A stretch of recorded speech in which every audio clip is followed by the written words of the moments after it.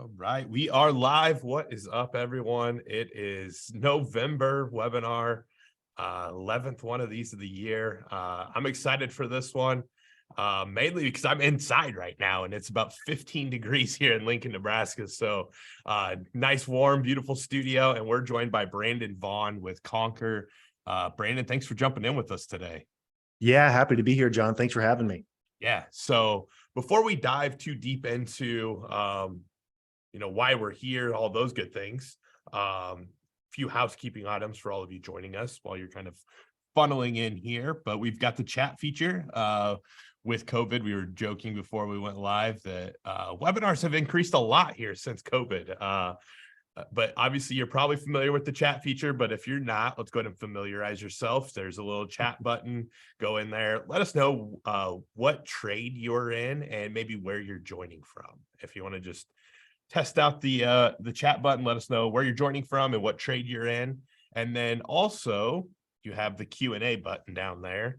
Nothing you need to do with the Q&A button right now, but as Brandon is going through the webinar, diving deeper into some of the content, you're inevitably going to have some questions. If you have a question you want to make sure that you get answered, that is your spot right there in the Q&A. I'm going to be monitoring both chat and Q&A, but you can see right now in the chat that just piles up on itself. And what's up, everyone? Yeah, it makes it. By the way, it's Michael. It's not John. The second I said John, I was like, no, that's not right. It's Michael. So sorry to get your name wrong from the very beginning. It's all right. It's all right. There is a John, so I knew where it came from. So yeah. Looks like we got quite a few people there in the chat. Good work. Thank you for using that. Hey, we got Portland, Oregon in the house. We got Portland. We got Southwest UK. We got Lincoln, Nebraska. They're enjoying being inside as well because, like I said, it's freezing here. And then, yeah, like I said, you have questions, guys, hit that Q&A up. I'll make sure that we get those asked and answered. Don't fret if I don't ask it instantly. We'll save those. I'll make sure we get them answered at the end. If it is very, pertinent to where we're at in the conversation, Brandon, I may interrupt and pop that in. Sounds there. Good, But man. Love it. Let's kind of kick things off while we let a few more people funnel in. But just give everyone kind of your background. Let us know who Brandon is, and then we'll dive into what the DIY death trap actually is. Yeah, absolutely. So it's kind of cool to see Trent on. Trent, what's up, man? It's good to see you, or good to see you on here. So I'm from Portland, Oregon. I started a window cleaning and pressure washing company out of that area. My dad was an owner-operator window cleaner for 33 years. He started a company called All Clean Window Service in 1978. And he was the guy on the tools doing the thing for 33 years. I homeschooled through high school, literally worked right alongside him 40 hours a week. While I was homeschooling through high school. And the day I turned 18, got my own business license, went out, started my own companies, and kind of came full circle back in 2012. He was diagnosed with heart disease and, literally could not work physically anymore. The second that came up, the doctor's like, hey, you can work, you just can't lift any ladders, can't get up on any ladders, can't lift anything over 20 pounds, so it's like instantly his business ceased to exist. So I bought the company from him in 2012, 0 employees, and grew that business from 0 to 70 employees over the course of the next, 4.5, 5 years. And, All Clean Soft Wash in Portland, Oregon, sold that company in 2018. Sad to see what it's kind of turned into today with the new ownership. But that was kind of my first foray into service business and growing a service company. Well, I think that leads us into it sounds like DIY death trap pretty well. When I was just kind of, even reading through the background on this, your background, those kind of things, I was like, this is going to be a fun interview. So you've built that 0 to 70, sold that. You've got concrete coating business that you have now. You've got a consulting or coaching business with Conquer. where does the DIY death trap fit in there? Or maybe let's define what the DIY death trap is, and then kind of how that's been seen throughout, because I'm guessing you saw that at multiple stages going from 0 to 70 employees with All Clean. Yeah, absolutely. And, and it really kind of started with, my dad. So I'll share like a couple pictures here. So this is my dad, Jim. And, one of the hardest working men that I know, customers absolutely loved him. He loved his trade. He loved his craft. He was, Captain DIY. And I really learned a lot of that from my dad. Like if there was any problem that I needed to fix, I did what my dad did, which was go in, research it, figure it out, fix it, do it himself. And he saved a lot of money that way. My dad he's a penny pincher. He absolutely loves to pinch pennies wherever he can. And so that's kind of where the DIY mindset comes from. And so like for me in my business, like, this is how I started out in 2012, 2013 by myself on a truck, doing all the things in the exact same way. And then I just did a bunch of really stupid things like, I needed to make uniforms for my shirts. And so instead of paying a company a ridiculous price of, $15 a uniform, I went out and bought a vinyl plotter that looked just like this, and literally like plotted and vinyled, all of my little letters, heat pressed them onto my shirts and like made my own shirts. And one day I sat down and did the math and realized that I made $4 an hour making my own shirts, to save money, right? It was free time, and time is what I had the resource that was an infinite supply. Same thing with like lettering on my vehicles. Like this was my first vehicle wrap that I had my vinyl plotter. So, hey, I'll do my own, vehicle lettering. And, when our shop was expanding and we needed to, level, I'd never driven an excavator in my life, but you know what, why would I pay this guy over here $100 an hour to run this thing? It took me 10 times longer, but we kind of view, our time as this infinite supply, and we trade our time to save money. When reality is that time is infinitely more valuable than money. And the mindset shift of, being talented and being able to figure things out. And that's probably why a lot of us started our business in the first place, was because we were good at the thing. And we're like, hey, I want to start a business doing this thing because I'm good at it and I like it. But the problem is that it becomes really hard to let go of control. It becomes hard to spend money to pay someone else to do this when you know that you could do it. And it leads you into doing all the things. And before I knew it in my business, I was literally working 80 hours a week. I was working in the business. I was coming home, DIYing my own house remodel, working from, 6 o'clock in the evening to, 1 o'clock in the morning, waking up at 6 o'clock in the morning, going back to work, and just doing this cycle, completely burning myself out. And it wasn't until finally when I, had a couple like panic attack inducing moments, and everything was collapsing in on itself, this whole house of cards I was building of doing everything myself.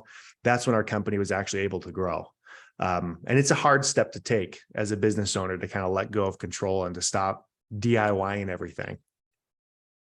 Yeah, I love that. And several of, or most of, if not all the examples you gave were, external examples of, wrapping your vehicle, shirts. Yeah. Is this DIY or kind of do everything yourself mentality of a business owner? It's common. So Jonathan in there says, I feel personally attacked. Like, sorry, bro. Every business owner has this at some point in time that they're battling. Is it also internal as well when it comes to some of these tasks where it's like, yes, I can do the, sales, or yes, I can do the proposal, but it doesn't mean it makes sense for me to be doing those things. Is that DIY or do it all yourself mentality also seen inside of the company, where it's like, oh man, yeah, like I'm going to hire out and get my shirts made, but I still have to have my hands on everything inside the company. Did you also see that piece where it's like, I don't have to be on every ladder at every job, and I know that it's going to be able to get taken care of and done well? 1,000%. 1,000%. And what's interesting is that there's people that have built businesses that don't even know how to do the thing that they do, right? Like, they've built HVAC companies, and they've never done an HVAC job in their life. And they've built multiple, 8 figures in revenue sized businesses because they just go out and find someone else that is an expert in that and hires them onto the team. So, as you kind of go through this progression of growing your business, the first thing to let go of control is the actual production side of the work, being on the tools, doing the thing, running the squeegee, the pressure washer, the HVAC, whatever it is. That's like the first difficult thing to let go.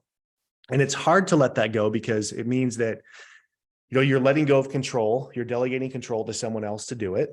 And then like you may keep the sales and answering the phone calls and the marketing side of things. And what I kind of classify into 4 different departments called MAPs. You have your marketing, getting the phone to ring. You have your admin department, which is answering the phones, scheduling and dispatching jobs, doing the HR, the payroll, the back end, the financial side. You have the production side, which is actually going out and, doing the work itself, whatever services that you sell, hiring the people, getting the equipment, the inventory, and then you have the sales side of it. So all 4 of these departments, the reason why oftentimes business owners feel super overwhelmed is they haven't been able to let go of control, myself included, of those 4 different departments. They're doing all of them. And it just comes to a point where as your company begins to grow, it's impossible to, if you think about like a multi-million-dollar company, and you think about how many technicians need to exist to be able to make those multi-millions in revenues, how many office team members, how many salespeople, how many marketing directors it needs to be able to create that.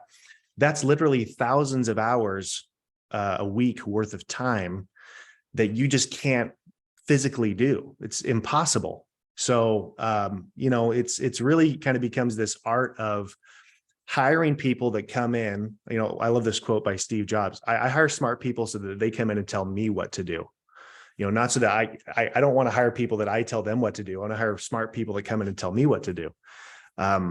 Understanding there's people out there that are smarter than you and smarter than me, that are better at these areas than we are. As opposed to just hiring people where we feel like we have to tell them everything that we have in our brain. We got to tell them how to do all the stuff. Okay, I'm going to tell you how to do sales. I want to tell you how to answer the phones. I'm going to tell you how to do it.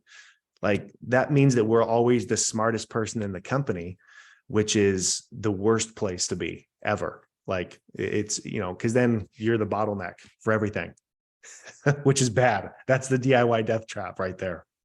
Yeah, for sure. So you talked about production, getting off the tools being kind of the first place to, hey, I gotta get somebody hired to be able to do that.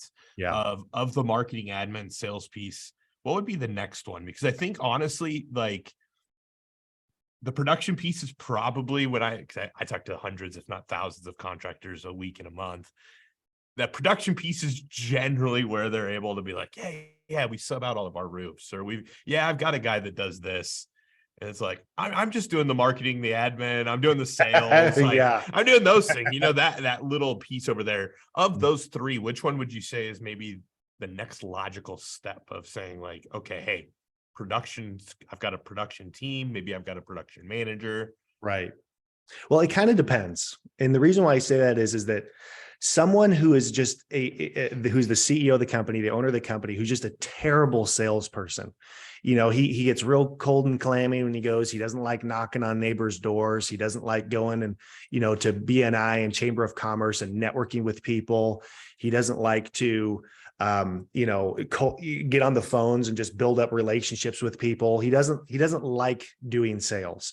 You probably don't want to leave that role for yourself and delegate absolutely everything else. Like that's a really good place to then start to say, okay, I'm going to go hire a really professional salesperson that loves to do all those things, that'll happily knock on doors, that'll get paid commission, to where he literally won't make money unless he's making the company money. That's a good thing to delegate. But typically what I, recommend people look at is delegating the admin side of the business. Answering the phone, scheduling jobs, customer service side of things.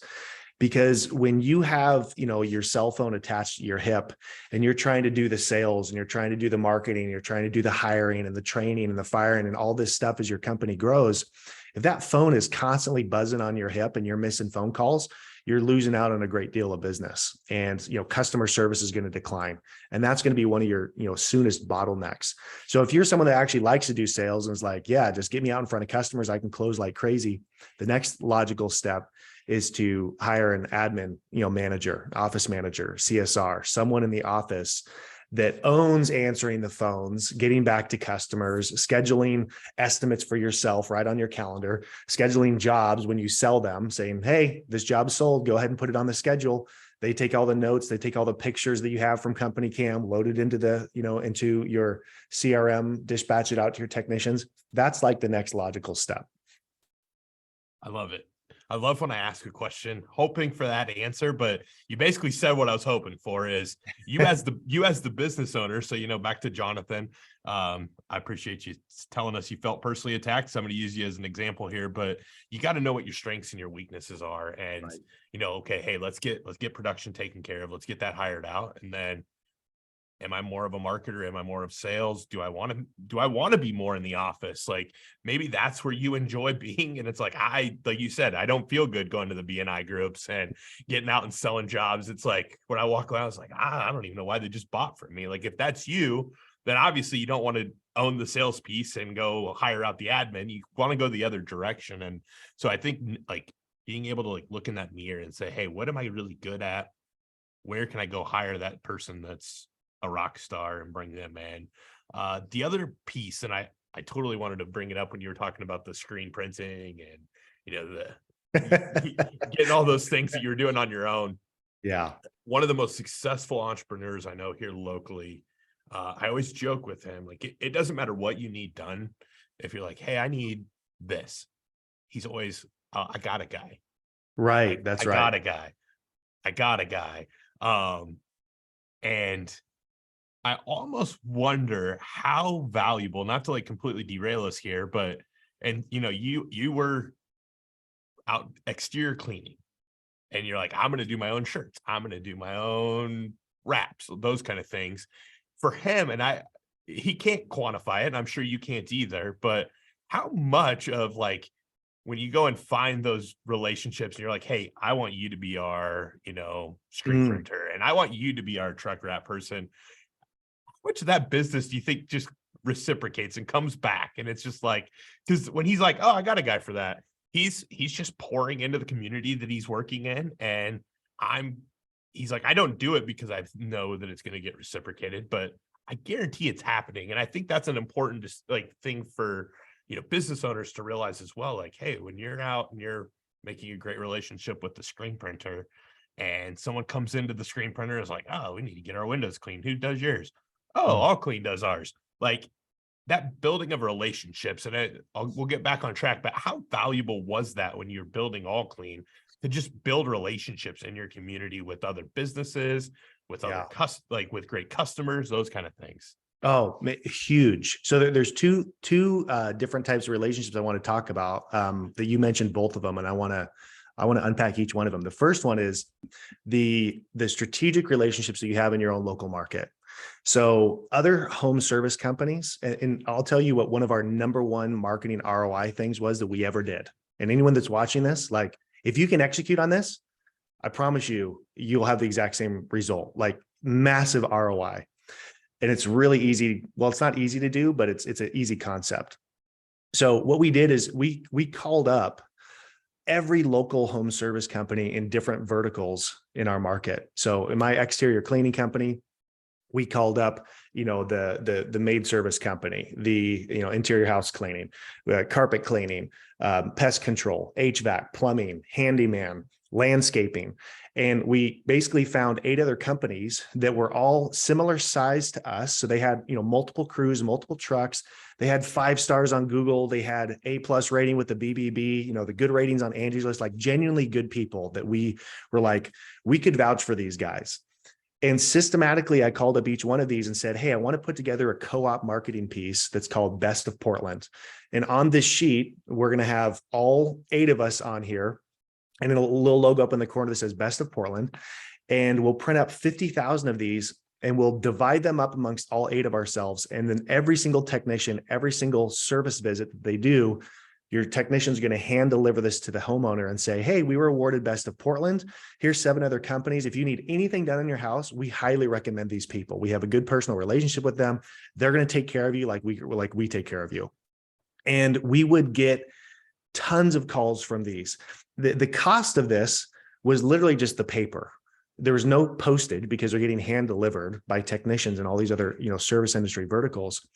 And, what I've typically found works really great is when I first started my exterior cleaning company, I found that painters were really good referral sources for us because they just want to go paint. They don't want to have to wash the whole house and get rid of the mold and stuff and, get some things kind of prepped. Like they just want to come in and run and gun. So what we did is I printed off a huge lead list from Data Axle of every, painting company in our area. And I systematically called every single one of them and said, hey, my name is Brandon. I own All Clean in the area. My customers ask me all the time, if they know of any painters in the area. And I don't really have any good contacts. So I found you in the phone book. Can you tell me more about you? And they're like, well, yeah, me, like, love talking about themselves. And then at the end of that conversation, they typically say, well, tell me, what is it that you do again?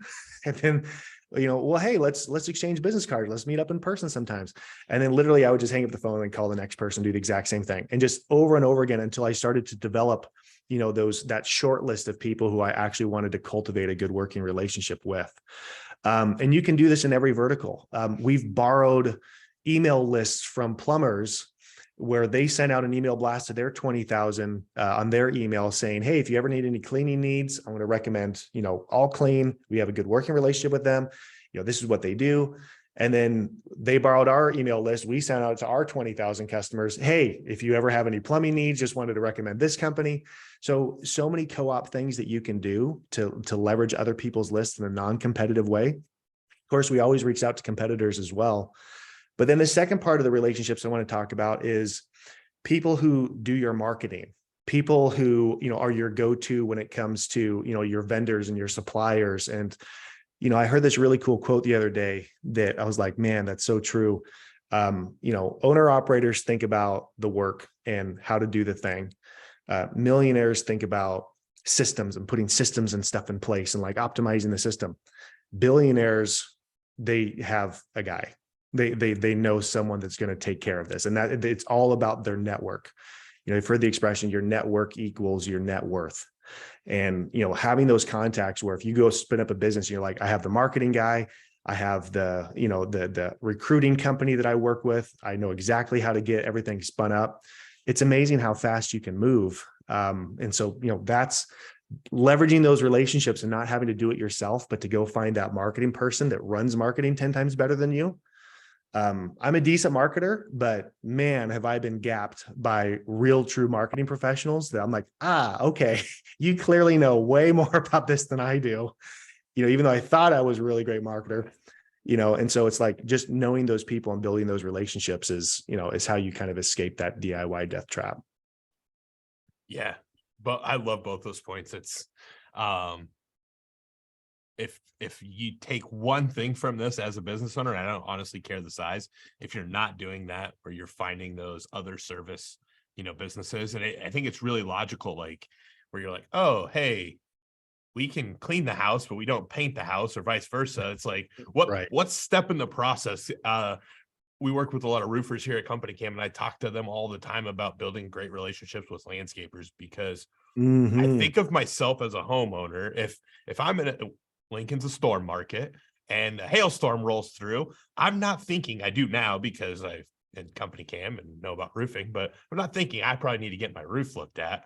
I'm thinking about all the, leaves and branches in my yard, and I got to get that cleaned up, and I'm calling my landscaping company. And so it's like, well, who better to be working with than that landscaping company that already has my trust, I've already built rapport with, and they show up and they're like, have you got your roof looked at? Yeah, I exactly. haven't. Good point. You should. Here's who we would recommend. Like, boom, there it is. Build those relationships. I love that. I think that dovetails nicely, in our promo for this. We talked about differentiation of your business, and I'm a big believer in that, because a clean window is a clean window, Brandon. It's like, oh, what are you gonna do? Well, we're gonna clean your windows. That's gonna look the same, hopefully, no matter what. Let's talk about differentiation of your business. And I think it's a perfect time with, kind of where the state of the economy is, some of those things where, hey, what's going to set my business apart? Doesn't have to be window cleaning, but what do I need to do from a business perspective to stand out in this market? Yeah, it's one of the most important things you could possibly muse on and strategize on is, what makes me different? Because here's what ends up happening. You're like, when you ask your typical person, they'll say, well, I'm licensed, bonded, I'm insured, I'm a nice guy, we wear uniforms, we back up our work with some type of guarantee. That's literally what every single one of your competitors is saying. Like every single one of them across the board is saying the exact same thing. So, what ways are you leveraging technology, customer experience, automations, those little small touches? I mean, CompanyCam is an example of one of those things. Be able to have the customers check out, a full photo gallery of all the work and the progress and things like that's different than what just a normal, company may offer as part of their, process. In my exterior cleaning company, we actually did something called soft washing, which back when we did it, almost no one in our area was doing, where we clean without using high pressure. So, instead of using 4,000 PSI of pressure to blast at houses and possibly damage them and instantly void your roof warranty when you get up there and start pressure washing it, we use low garden hose pressure, cleaning with a biodegradable solution that literally would biodegrade back into salt and water when it was done. And we talked a lot about this and educated our customers on the benefits of it and had a 5-year warranty on our roof cleanings. And, we didn't use gas. We used 12-volt electric pumps on our system. So it's like more eco-friendly. Every October we would do, it's National Breast Cancer Awareness Month. All of our technicians would wear pink shirts and say cleaning with meaning. And we would literally donate to a cause to support breast cancer research and, offer free cleanings to people who had been affected by breast cancer and pick some in the community. And plus I would go and speak at industry events and teach other cleaning companies how to do all these things, how to be safe on their roof. And I use those pictures of me teaching the entire industry how to have roof safety and leverage that in our marketing. So being able to set yourself up as an expert in your industry, someone who gives back, go speak at industry conventions, get pictures of that, get videos of that, show that to your customers that, hey, we actually lift up the entire industry. We're recognized nationally, this little local company that's going to take care of your roof cleaning that, we know what we're talking about. Those types of competitive differentiators are the things that actually move the needle when people compare, apples to apples, and they're like, wow, this company doesn't even really compare, to this one. Same thing with your branding and how you look and how you appear and, the cleanliness of your vehicles and, how organized you are, your presentation folders, when you go and you give a quote, your follow-up sequences. All of those things will set you apart to where a customer will say, okay, this is clearly the best company around. And yep, this is also why they're the most expensive. But you know what? I'm going to go with them because I trust them the most, right? Those are really the things that I focus on. Yeah, the last line there, I'd be curious your thoughts on this, because again, I'm not in the home service space. I'm a homeowner. How, most expensive versus the trust piece, if you're able to build that brand and that trust, do you even get price shop? Do people even shop around, or do they just say, hey, I know All Clean does this because of all of their branding and marketing that they've been doing. I know why I need this, which I want to get into the education piece of marketing. I'm going to call them up and have them come do it. Does price almost go out the window when you build the trust? Not 100%. No. I mean, you will give bids to people who are not the right customers. We have an expression that we use in our sales organization called SWSWSWN. Some will, some won't. So what? Next. Math is the path. When you get X amount of leads, you're going to close X percentage of those. You can optimize the dials and you can kind of dial it in. If you're closing at 50%, maybe you can optimize it up a little bit. But at the end of the day, people are not going to pull the trigger because it was more expensive than they even realized. They didn't even know what the budget was.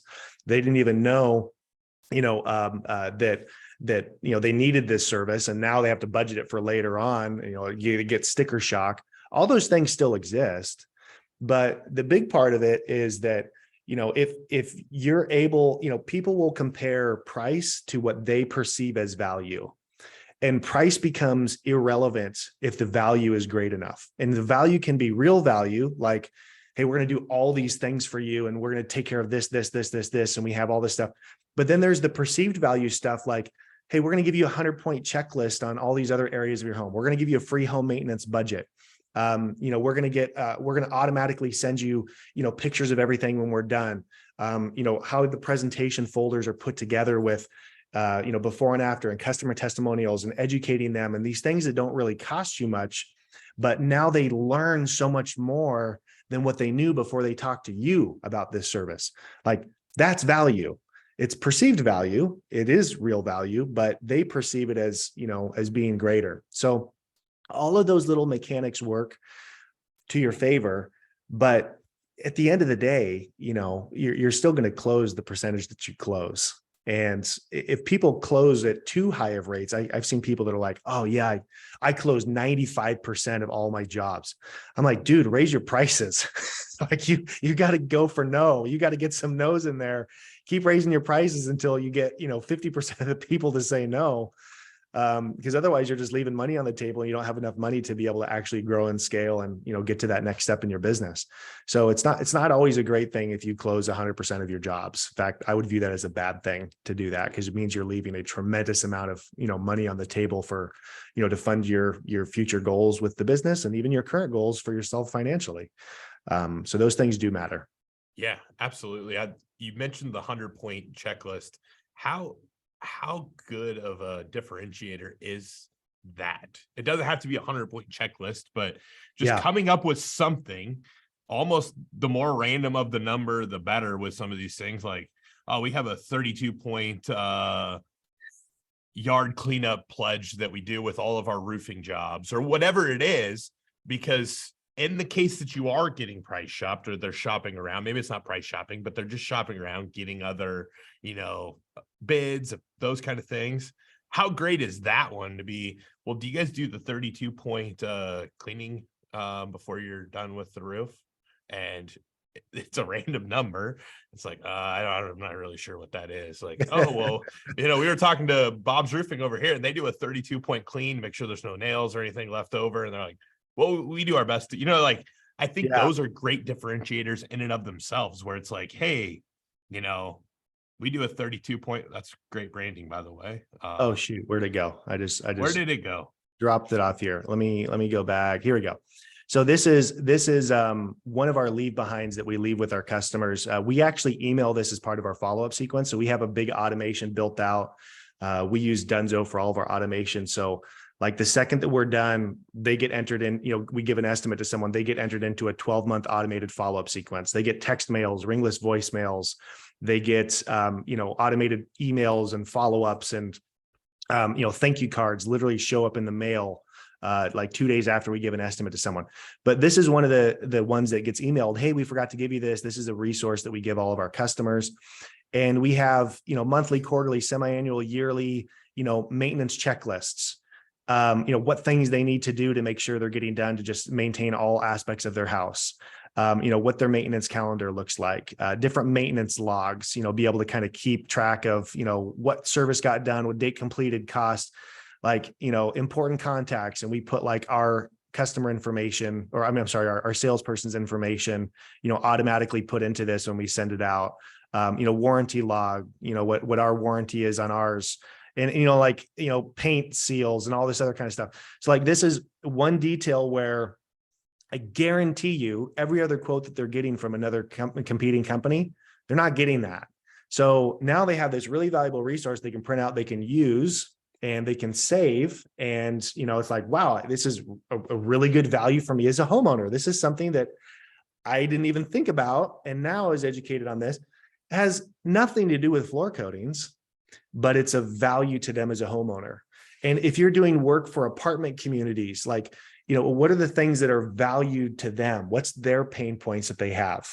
Similar kind of stuff, making sure that they're staying maintained, tips and tricks to be able to improve their, sharing articles with them on how to improve their occupancy rates, sharing, like, what if you went and interviewed a whole bunch of other property managers with like some of the best tips that they have to make their job easier. And then you share that as a free resource to your property manager that you did work with. Like, has nothing to do with cleaning, but if they view you as a trusted resource and someone that understands their brain and their pain points, they're way more likely to do business with you. So those are ways that you can kind of add in, perceived value, the checklists, sitting down with them. And, with our property managers, we give them a huge checklist where we walk around and we check, foundation boot, there are foundation cracks. We check, cracks in their little vent pipe stacks and stuff. And they look like a rock star when they give this report to the owner, because it looks like they did it, right? And hands down, that has led to us building phenomenal relationship with property managers, for our cleaning business as well. So, perceived value, right? It's Love it. Price is always compared to value. And if they say no to your price, in their brain, they're not viewing the value as being high enough. I love it. And yeah, I don't want to get too deep down this rabbit hole, but what I can tell you is property managers are people that own property, know other people that own property, and like That's just right. building that network is so valuable. Yeah. No, this has been great. One more thing I want to kind of dive into, because you kind of alluded to it. How important is it with some of your marketing, whether that be, through email, through social media, to educate versus to, I see it all the time. Like, hey, do you want to get a free quote? Like, no, I don't. Why would I need a free quote? Like, that's okay. I don't need one. But some of the best home service businesses, one I've never even used here locally, Summit Lawns, but I follow them. If I ever hire somebody to do my lawn, it will be them. I promise you. But they are constantly educating on the yard and at home and some of those things. And like, their marketing is just perfect. Like, I tell people about Summit Lawns all the time. I never spend a dime with them. They don't pay me a dime for any referrals, but their marketing is great because they educate in it. How important is that to you, that you're educating in your marketing? Oh, massively important. Massively important. I mean, in educating a customer of, what to expect, right? So in the case of our floor coatings, company, but there's a lot of different options. People can use epoxy. They can DIY it themselves. They can go pick up some, concrete paint from Home Depot and just like roll it on themselves. And they have all these different options. And, one of the things that I love doing in even my sales pitch when I talk to customers is I just say, I educate them on everything. And I'm like, hey, even if you decide not to use us, please make sure that you hire someone that does this. Please make sure that they're using this type of product, they're using this type of thing. And that kind of disarms customers a little bit. The more educational component that you can build in to show them, here's what it looks like when you start work with us. This is what's going to happen. You're going to get this call. You're going to get this schedule. This is going to happen. Here's the exact timeline of it. It helps people future cast and visualize, the entire process from start to finish. And that alone is an educational component. So, it doesn't just have to be on the one single thing that you do. We would send out monthly newsletters to our cleaning database of one cleaning hack. Did you know that you can polish your shoes? If you don't have shoe polish, you can polish them with banana peels. Like, this is information that, we educated and we let people know like how to remove wine stains from their carpets, anything that kind of adds value to them, true value. I like, jab, jab, jab, right hook, so like give, ask. You should be giving a value to your customers at least 3 times to 4 times more than what you actually ask them for. So in your follow-up emails, it should just be like, hey, do you want to book service with us? Hey, we have a deal going on. Hey, we have this going on. Like, give true value to them, improve their lives enough to where when they ask, they almost feel obligated to return the favor, back to you. Yeah, I love that. I'm far from an expert in the garage floor space. But I'm guessing there's tools that are used that the average homeowner doesn't have. If they're gonna use wise coatings, there's probably tools involved that the normal homeowner doesn't have those. Because like Yeah. you said, I can DIY. When we were offline, I was talking about my dad always has DIY'd the garage floor. Right. But if in your education you're showing some of these, tools and things, and it's like, I don't have anything that's going to grind to my floor like that, or I don't have anything that's going to vacuum the floor or the dust. Like, I almost leads me to saying, okay, coating my garage floor is something I probably shouldn't be doing. I can't do it. I need to go Right. to an expert. And then maybe you're educating on, how do I maintain that floor? How do I do something else? Like maybe there is something I can coat, maybe a back step I can throw some concrete paint on and it's super easy, or whatever it is. So I Yeah. love that too. And your marketing, like showing like, hey, we're doing things that are not really DIY. So it's kind of that full circle here of that DIY death trap that, you as a business owner may be feeling. Homeowners live in that same DIY death trap where it's like, Mhm. I'm going to pinch some pennies. I'm going to go ahead and just do this myself. And your businesses need to figure out, how do we tell that story that it's like, hey, you guys don't want to be doing all of these things by yourself.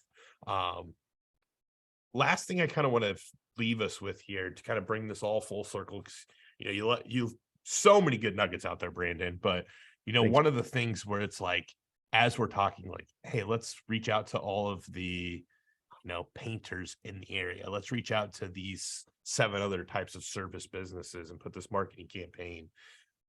My guess is, and probably my hope even for that matter, is a lot of people watching this are going to say, Brandon, I don't have time for that. Where you. in the world do I find the time for that? And I think that kind of brings us full circle to, how do I get my business to a point where I do have time for that? Like what steps, like what practically can I do? I know we're preaching it like, hey, you got to hire out the production. You need to hire the admin piece. What do I do stepwise? And I'm guessing with Conquer, you're talking or teaching on this all the time. 100%. But what are some steps that I can be doing to get to where maybe in 3 months or 6 months, it's like, oh, I can spend all Friday calling painting companies Right. because of the Right. processes I have in place. Yeah. Well, yeah. So it's for me, it kind of comes down to systems and people.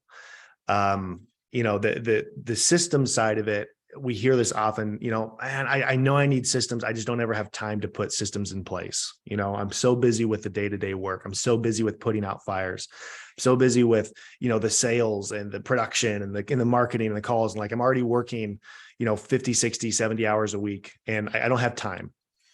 And the analogy I kind of like to share with people is saying you don't have time to work on your systems is like a gardener saying, I don't have time to weed my garden right now because I'm too busy replacing all these dead plants. Like all these plants are dying. I'm constantly pulling up, replacing them, pulling them up, replacing them. And like, they just keep dying.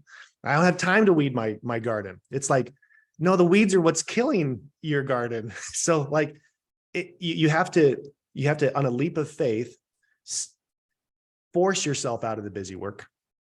And we do this from time to time. We go take a vacation, right? Like we take a couple day vacation, but instead of like, we're going to force ourselves to purely work on our systems. Now, the nice thing is that you can create systems while you're doing the stuff that you do in the day to day. Like for instance, you're training a brand new employee. Let's say you're training someone how to do pressure washing. You have a brand new technician shows up and you're like, okay, we're working. Now I'm going to train this technician. I'm going to tell him, and I'm the one who's going to tell him how to do all this stuff. But this time I'm going to give him my phone and I'm going to say, hey, I want you to record me while I teach you this. And so he's recording it. So now while he's learning, you're saying, all right, so here's how we start with the pressure washer. We're going to go over here. We're going to prime it. We're going to pull the choke out. We're going to turn on this switch. We're going to pull it. This is what happens. And this is what this. And then we get it fired up. And then we got to make sure the water is flowing through it before we pull the thing. Like, and then now here's how we spray. And here's what this tip's for. Here's what that's for. Like, you're creating systems while you're doing it. When you're going into your CRM and you're answering the phones and you're scheduling a job, like download a video recording software like Loom, Loom, and like hit record before you answer that phone call. So now you're documenting your scripts and what you say to customers and you're extracting information out of your brain. this makes training new people so much easier, because then instead of you having to spend hours and hours training people, you have like a library that you can start collecting and amassing. And then you can sit someone down and say, hey, here's a Google Drive full of all these files, watch these. And then we'll come out and we'll do like some hands-on stuff. So, focusing on your systems, forcing yourself to do it. I want to share like a real quick story. First of all, imagine if you had no arms and no legs and you were forced to grow your business. How would you do it? Well, you couldn't work in the field. You probably aren't driving. Like, you'd be forced to go hire people. One of our conquerors, and our conqueror is someone who's enrolled in our Conquer coaching program. He was diagnosed with he had these really terrible seizures to where they took away his license. He couldn't drive. He couldn't work physically in the field anymore. It just kind of came up all of a sudden, and he boom, couldn't work in the field anymore. He was forced to hire technicians because he still had to feed his family. He had no other options, had to hire someone. He also had to hire a salesperson full time. His company literally doubled in size the very next year when it had kind of been stagnant for a period of time, because he was forced to finally get out of the field.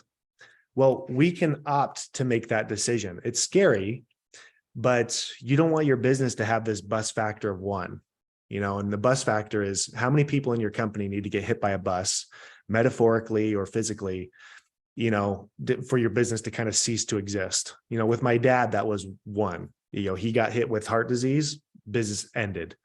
The owner operator that's on the tools every single day. What happens if you fall off a roof? What happens if you hurt yourself? What happens if you can't physically do the work anymore, due to an accident? Does your income stop instantly? Does your business cease to exist? That's a scary place to be.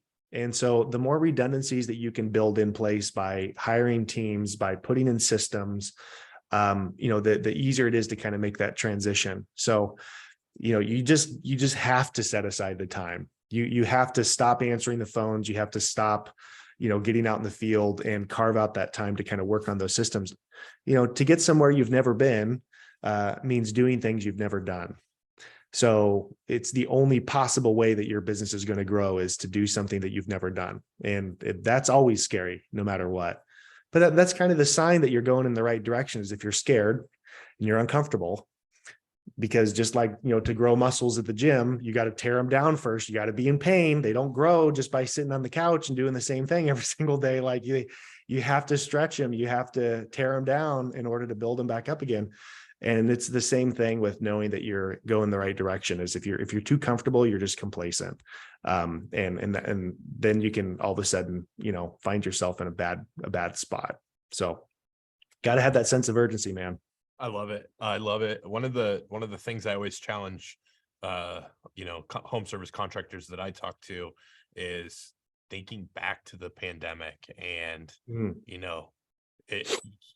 you basically were told like, hey, you can't do some of these things, depending especially on what state you lived in. Like, you can't go door to door. You can't be talking in person. Like, you completely had to change how you operated your business. And now that you look back on it, how many people are saying, well, we're going to be able to run these virtual appointments all the time now going forward, or we're going to be able to do this all the time now going forward, because you were forced to try something different, to reevaluate. And I think that's something, like, I always challenge these contractors, like, don't wait for a pandemic, or don't wait until you can't climb a ladder anymore to think about how can we do things differently in our business. Like, it's okay to say, hey, hypothetically, if I never want to answer the phone again in my business, what would that look like? What would have to happen? Maybe that never happens, but maybe that's the hypothetical. Or maybe I never want to go into the office on Mondays and Fridays again. Okay, what has to happen in my business for me to be able to work Tuesday, Wednesday, Thursday? Right. And like challenging that thought, because like you said, it is scary, but I think that really like will push these business owners to get to that next level where it's like, hey, I do have people capable of this. And if I don't, maybe I got to hire. It's Parkinson's law. Yeah. Parkinson's law is that you will use 100% of the resource that you have allocated for something. So if you allocate X amount of time for it, that's how much time it's going to take. And same thing with like money and any of those types of resources. If you just told yourself like, I'm only working 4 days a week. And on Fridays, I'm only going to be working on systems in my business and putting together resources and hiring people and training people on that. And you just forced yourself to do it. You'd be amazed at that shift that happens when you just commit to it, but it requires committing. And that's the scary part. Absolutely. Well, Brandon, this has been amazing. Thanks, man. I always know it's good when people are like, I need the replay. I missed a little bit of this. I'm going to want to watch this again. I appreciate that. So obviously you're a wealth of knowledge. If people want to, connect further with you, learn more about, how you've grown now, second business to size, you want to maybe drop your best contact information in the chat. I will make sure that the John that you referenced at the very beginning, I'll make sure John, he'll do the email follow-up for all of this, that we get your contact information in there as well. But Brandon, really appreciate it. Those of you joining us, as always, appreciate you. If you have any questions, you've got about 30 seconds to get those questions in. If not, I've got a newborn and a wife at the hospital that I'm going to go and love on, and I will see. I think I got kicked out of the December webinar, so I'm not going to be back and doing a webinar until January.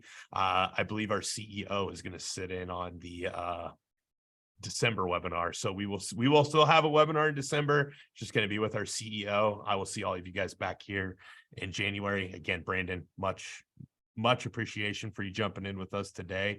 Great content. Thank you. And for for those of you, I dropped one link. I want to drop a second link in there, but the first link is a free tool that we have called the Business Snapshot Report. And it's a self-assessment where you basically score 40 different areas of your business, 4 different areas, 10 different questions in each area, on a scale of 1 to 10, kind of where you're at. It's super eye-opening. This is the exact map that I used to figure out, all these different 40 areas of my business that I needed to systemize to be able to have a business that could run without me. So it's really, really cool tool. It's free to use. The link is a bit.ly/maps score. So you can go in and do that. And then if you want to just connect and learn more about Conquer and what we do, we literally have 35 plus certified coaches that all own and operate their own 7- and 8-figure home service business. They work with our clients one-on-one and in real small group settings.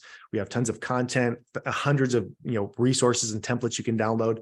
If you go to go.conquernow.com, that will tell you a little more information about Conquer, and you could schedule a free good fit call to just kind of learn more about it, find out if it'd be a good fit for you. It's not a good fit for everyone, but it's definitely a good place to start. Awesome. Well, Brandon, again, appreciate you jumping in with us. And those of you that joined us, we appreciate you joining with us. We'll make sure I'll get all those links and stuff. We'll make sure John has those and get those out in any follow-up email. And we will see you guys next month with CEO of CompanyCam, Luke Hansen. And I'll be back in the saddle in January with some more great content. So thank you all, and we will see you guys later. Thank you, guys. Thanks, Chris.